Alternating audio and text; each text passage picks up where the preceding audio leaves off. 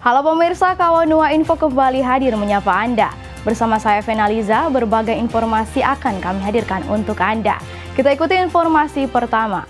Pemirsa, Pekan Olahraga Provinsi ke-11 di Bolmong jadi persiapan para atlet sulut untuk ke kancah nasional. Pekan Olahraga Provinsi Sulawesi Utara yang ke-11 tahun 2022 resmi bergulir setelah secara resmi dibuka oleh Gubernur Sulawesi Utara Oli Dondo Kambe. Porprov ke-11 yang berlangsung di Bolang Mongondo ada pesta olahraga terbesar di Sulawesi Utara pasca pandemi COVID-19 yang membuat kegiatan olahraga dihentikan.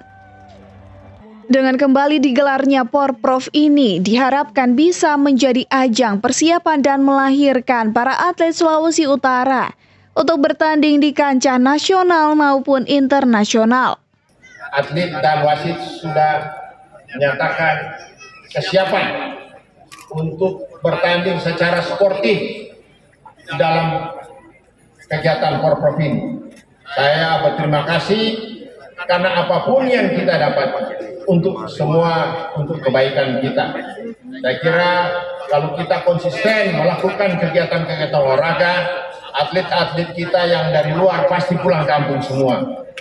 Karena pemerintah pasti akan mensupport bagi atlet-atlet asal Sulawesi Utara yang sudah pergi kemana-mana.